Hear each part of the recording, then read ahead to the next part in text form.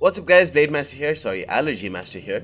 Going to be bringing you a very interesting battle between JohannesVB and SunsinDiary fought in Unit Band Beta Round 1 Game 1. Now, these guys are the only. This is the only matchup that is yet to progress in Unit Band Beta, and that is because of this match. And I will be talking about it soon, and we'll take a look. We'll take a look at what's going on. SunsinDiary is a Korean Total War YouTuber. You guys should check it. Check his videos out, even though they're in Korean. I mean, like Total War, you don't really need too much commentary for Total War videos. Do you really need? I mean, are you guys really here for the commentary? Really ask yourselves that. Right? Is it really for the commentary, or is it just because you want to hear me acting like a fool? I don't know. So it is JohannesVB who had the first faction map choice. He decided to go Pontus and R1G1. And SunsinDiary decided to go Roxolani, which is a very interesting choice.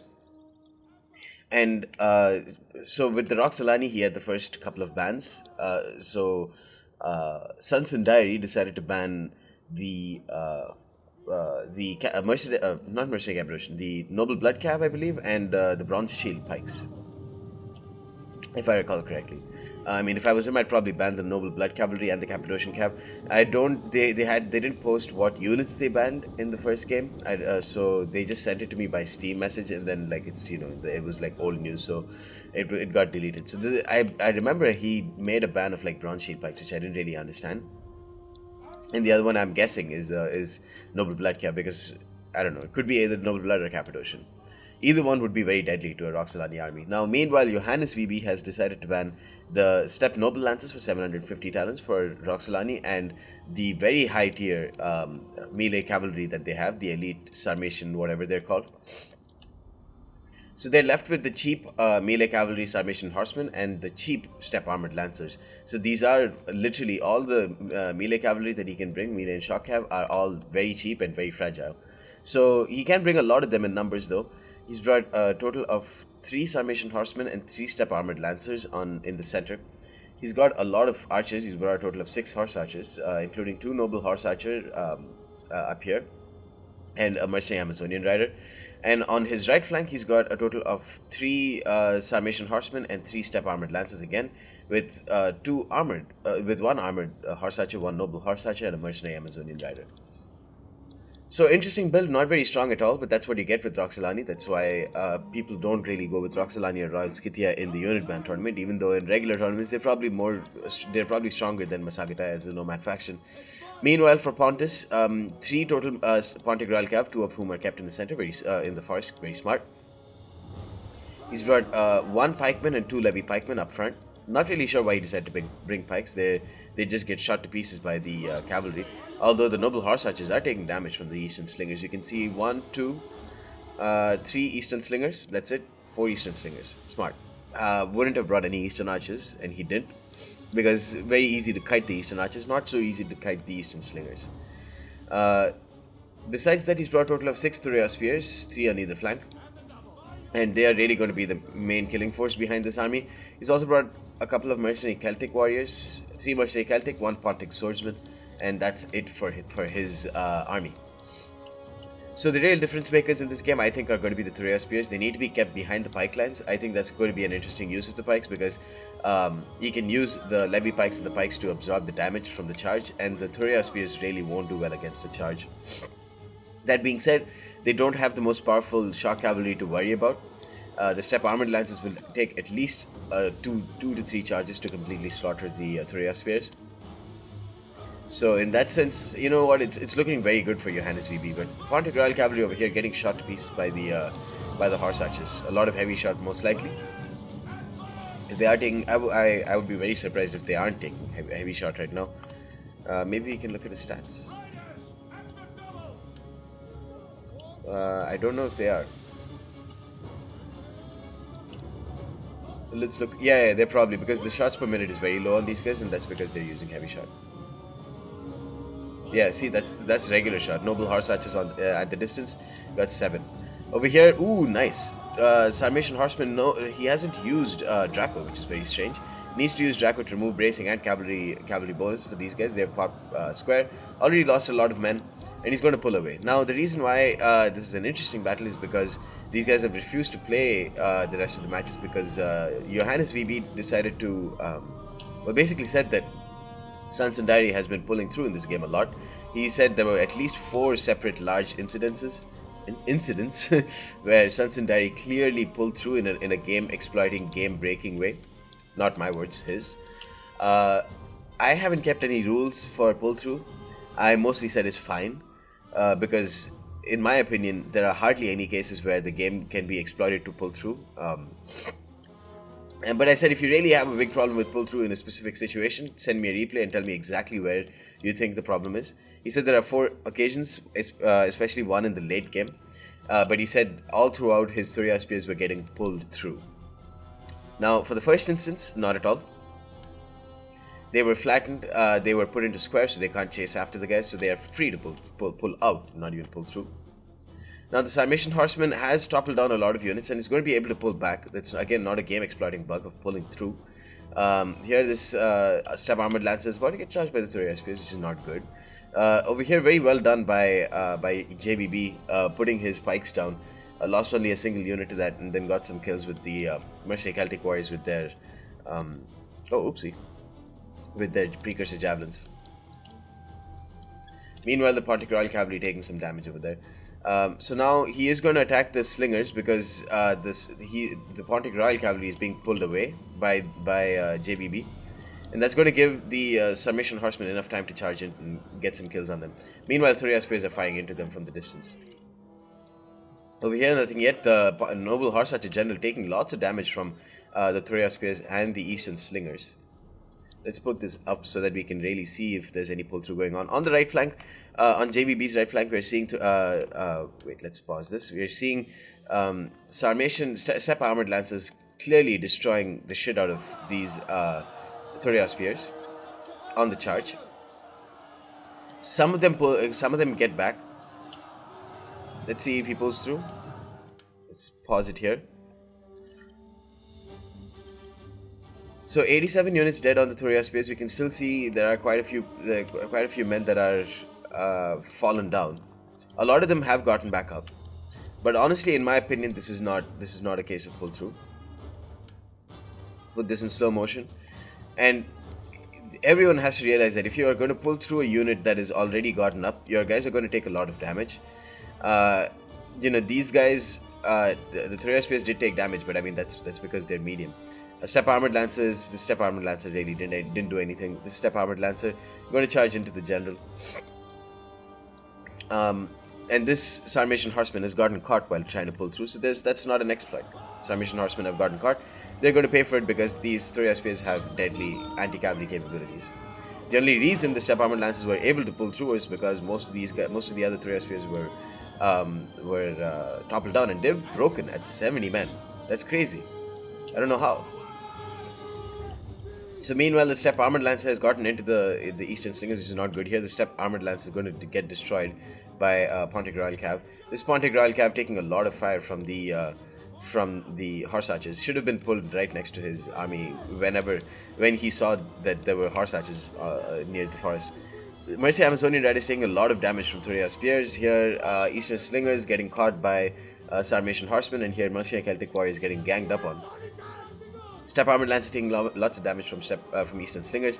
Thureos spears coming in, catching one of the Steppe armored lancer. Here, all the Steppe armored lancers that one of them that pulled through, not in a game exploiting way, hit the Pontic Royal Cav, but they're all dead. And now, really, the noble horse archers probably need to come into play, but they've been taking a lot of damage so far from the Thureos spears. You can see single XP chevron for one. The general has done pretty decently. Sarmatian horsemen here going to charge into Thureos spears. They are not braced at all, so if they pull through, this would be completely fine. He's going to use bracing to remove their. He's going to use Draco to remove their bracing and bonus versus Cav, and then the Pontic Royal Cav also going to charge into them. But Sarmatian horsemen haven't pulled through at all here. So again, don't see where the pull through has happened. Noble horse archer going to charge into this Thureos spears right there. Mercy Celtic warrior wavering, of course. General has died because they've just been shot to pieces by the noble horse archer. But Thureos spears getting a lot of friendly fire kills, but also getting a lot of kills on the noble horse archer general. 38 men left for SunsinDiary's Noble Horse Archer. Eastern Slingers here getting a lot of shots in on the Sarmatian Horsemen. They should charge right in here because the Thureos Spears are in a very thin formation, so they're bound to get destroyed by the charge. But it seems like they charged into the Eastern Slingers and not the Thureos Spears, so the Thureos Spears didn't take a lot of impact damage. Gonna pop Draco, remove bracing, and then charge into a side Thureos Spear. And then if they pull through here, absolutely no problem in my opinion. I wouldn't see anything wrong. So here, Thureos Spear is dropping down quickly. Noble Horse Archer charging into the flank of Thureos Spear. Again, no problem there. Pontic Swordsman almost got a single XP chevron chasing after the Noble Horse Archer General. And I think that was a rear charge. No, that was not a rear charge. The Sarmatian Horsemen dropping down very quickly, but it proved to be a good tactic because the Thureos Spears have routed. And now the Noble Horse Archer is going to charge into the Thureos Spears. The Pikemen didn't have their pikes down, especially since they're Levy Pikemen. They might just shatter and rout prematurely. Thureos Spears here wavering attacked in the rear. No, Armored Horse Archers did it pretty decently. They've gotten a lot of kills on Pontic Cav. And here Sarmatian Horsemen going to charge. Ooh, they took. Some of them just got smashed by the front of those pikes. But Levy Pikeman, he probably is losing a lot of men right now, but it doesn't matter. He needs to remove those pikes so that there's no opportunity for a pike box. I said pike boxes are allowed in endgame, so if only the 3 pikes remained, JVB could pike box or pike triangle or whatever. So that's why he's charging in and destroying the Levy pikes here. Pontic Swordsman down to 94 men and should be able to take on the receiving end of a very powerful charge from the Noble Horse Archers. These Noble Horse Archers, don't really rate them because they're not the Parthian variety. Parthian variety are very heavy, or super heavy I believe, or at least very heavy. But these guys have very good melee stats, so in terms of endgame, they'll do very well. Here, he complained about SunsinDiary pulling through his pikes. I don't see how that's a problem right now. If the pikes were dropped, as they are now, and the units pull through, then that's bad for SunsinDiary, so that's actually not a game-exploiting bug. That's SunsinDiary shooting himself in the foot. Noble Horse Archers, General recently died, but they have decent enough morale, so they won't completely shatter. Thureos Spears down to 80 men here. Pontic Swordsman took another charge from the Noble Horse Archer. They've done very well. Endgame. Draco again being popped. Having 2 or 3 Sarmatian Horsemen right now is proving to be so crucial. So these Sarmatian Horsemen charged into these Thureos Spears. They're eager still, even though their general is dead, because they're doing very well so far in the battle. Pulling back with his Noble Horse Archers. But at this point, it's going to be very hard for JVB to really do anything because he has only 1 pike. That was a big problem that he made. These pikes have gotten a double XP chevron. If he had 3 of them, he could have used a pike triangle. So precision shot worn down from the Armored Horse Archers. They've done their job though. They've gotten a double XP chevron in this game. So all JVB is going to do, he's going to remove pike phalanx and then try and get a pike rush on these guys. But he's going to pull away from his Thureos Spears in the process, and then the Noble Horse Archers are going to charge into the rear. This is not a good idea for JVB. The Sarmatian Horsemen charging in here, and then the other Armored Horse Archer charged into the rear of these pikes. And here, this is what he was talking about, pulling through his pikes, but there's these guys, first of all, if their pikes are up, there's no harm in pulling through them, especially if you got a charge. And now when the pikes are down and you're going to pull through them, they're just going to get poked and then they'll die, which is really, that's going in your favor basically. As you can see, these guys have almost got a triple XP chevron because of that. So here, the Armored Horse Archer going to charge into the rear, the other Thureos Spear is dead. And there's still 3 minutes and 33 seconds left in this game, which is just going to be SunsinDiary resting up his units probably. Doesn't really need to do that because he's basically won this game. Let's, you know what? When these guys decide to attack, I'm going to put this on Pikemen cam. So yeah, I don't think there was any exploit or blatant game exploiting pull through done by SunsinDiary at all in this game. I think he pulled through once with his Sarmatian Horsemen, but that wasn't really even game exploiting, and that's not nearly enough for me to say that make them restart the game. So let's pause this. You know what? The suspense will actually make it better. They see this Sarmatian horseman right here, but all around them.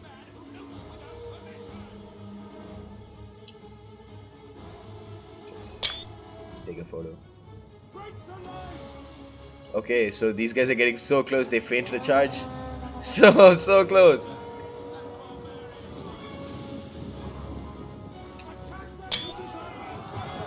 Oh, in the rear.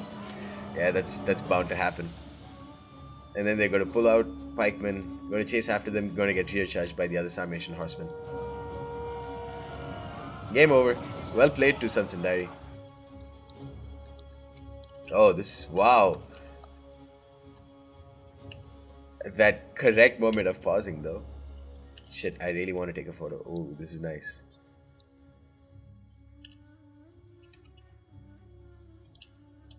Pretty representative of what happened in this game. Let's see. Yeah, because I mean, I didn't expect Sunsin. It was definitely an uphill task for Sunsin to win with this army with no Steppe noble lancers and no high value, um, melee cavalry. But the lack of mass on these Thureos spears proved to be their undoing. You can see three of them did well. The other three just didn't do anything in this game. Just got slaughtered by these lowly Steppe armored lances and Sarmatian horsemen. Pontic Royal Cav, I don't know why he didn't bring melee Cav. That was clearly his undoing here. If you have the option of bringing even a shitty like light horse, just bring them because they'll do so much damage chasing after the enemy units. But all in all, a fun game. I don't really understand why I don't see the game breaking pull through.